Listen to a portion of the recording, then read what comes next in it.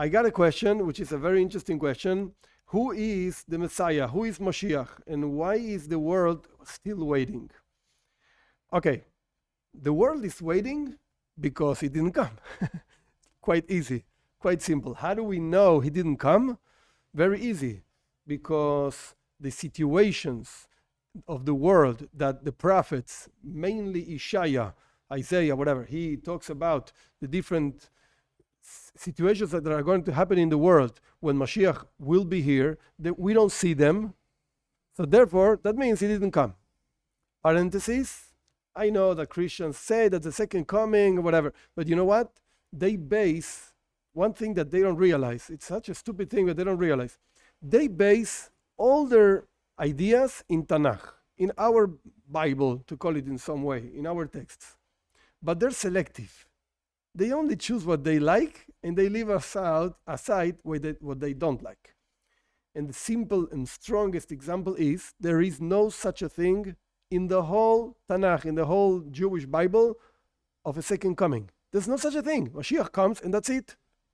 And all the texts in the Talmud, all the commentators, whatever, everybody agrees in the Jewish world, of course, that Mashiach is going to come. Yes, we're waiting for him, and it's just one coming. That's it. So if they want to say all the garbage that they want to say about Mashiach and so on, who is Mashiach and so on, etc., but they come up with the second coming because it doesn't fit to them. If it already came and he did not fulfill all the things that Mashiach is supposed to be fulfilling, so what do we do? Okay, there's a second coming, whatever. No, that thing is not mentioned at all in all the Jewish books, whatever the books are, the Bible and the Talmud and so on. So let's close parentheses. That's why we're still waiting. He didn't come. It's one of the fundamental principles of Judaism. Mashiach is coming. Point. Now, how do we know when a person comes up and says, I'm Mashiach, and it did happen more than once in Jewish history, in world's history, and so on, how do we know if this guy is Mashiach or not? So there's a Rambam, famous Rambam. It's in Hilchos Melachim, in the Laws of Kings, chapter 11. Actually, the last two chapters Rambam dedicates completely to Mashiach, and he enumerates the conditions Mashiach has to come. And there's another place where the Rambam also talks about this. Actually, there are two other places. One is his commentary to the Mishnah in Sanhedrin, where the Rambam adds one word, interestingly, one word to what he already added. Actually, the commentary to the Mishnah, he wrote it before Mishnah Torah. But whatever, he has one idea. It's interesting, I'll mention it. And there's another whole letter that the Rambam sent to Yemen, to whatever, Yemenite Jews. He talks a lot about Mashiach also. Okay, so the Rambam says, again, Laws of Kings, chapter 11, law number 4. In comes up a king from the house of David. That means has to be on the tribe of Yehuda, the house of David. And in his commentary to the Mishnah, when the Rambam is explaining the 13 principles of Judaism, he adds, and the house of Shloime Melech. It looks like a not important detail, but the truth is that if you look at the genealogy, whatever, the father and mothers and so on of that guy, Christians and so on, he was not a descendant of Shloime. So I'm sorry, you're out. Whatever, let's go back. Over here, the Rambam says, if comes up a king from the house of David, that he learns Torah, Hoige b'Torah, says the Rambam. Hoige means like an effort. He really learns about these issues, and he works in mitzvahs, in the commandments, like David, his father, whatever, his forefather, according to the written Torah and according to the oral Torah. And this already also left out that guy that people call Mashiach and so on. He did not agree at all with the oral Torah. And furthermore, so he's mentioning conditions. If a person doesn't fulfill all these conditions, he's out of the list.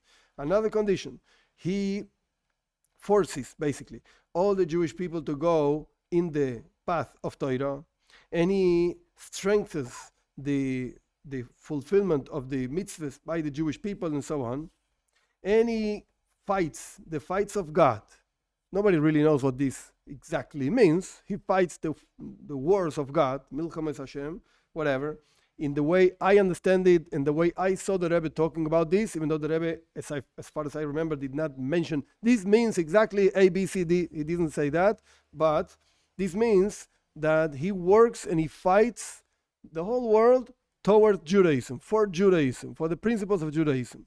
Like the land of Israel is for the Jews, and these kinds of ideas. Or, for instance, there's in the government of Israel.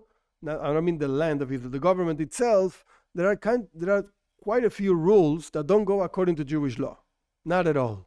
Like who can go back to Eretz Israel and be part of the country and so on, and receive citizenship and so on. And the Rebbe was so against this, strongly against this. It's called Mihu Yehudi. Who is a Jew?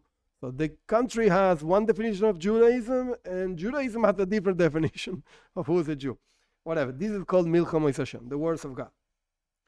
If a person does these things, again, he belongs to the house of David, and he learns Torah, and he fulfills the commandments according to the written Torah and the oral Torah, and he forces everybody to go in the path of Torah, and he fights the words of God. This guy is called Becheskas Mashiach. We can assume this guy is Mashiach. Now, continues the Rambam. If he did all of this, and he had success, and furthermore, he built the temple in its place, Yerushalayim, in Mount of the Temple, and so on. And he reunited all the dispersed people of the Jewish people around the world. He reunited all of them in Eretz Israel. Harei ze Mashiach vadai. This guy is Mashiach. So we see clearly two steps. Cheskas Mashiach, we can assume this guy is Mashiach, or this guy is Mashiach. And he will repair, just to end because it's interesting, particularly for Bnei Noach, he will repair all the world, that means also non-Jews, to serve God together. That's what it means, together, Jews and non-Jews. As it's written in Zephaniah, it's famous, and then I'll turn to the nations with a clear tongue, so everybody will call in the name of God, to serve him shoulder by shoulder, or all together, or whatever the translation might be.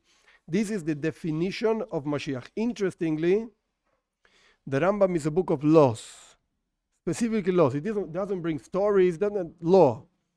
So the Rambam is defining the law of Mashiach, not because he's making up who Mashiach is, according to his convenience. No, he's taking up from all kinds of books and places in the works of our sages, and he brings the law. And everybody agrees to this. There's nobody who argues with the Rambam on this. This is the definition of who Mashiach might be.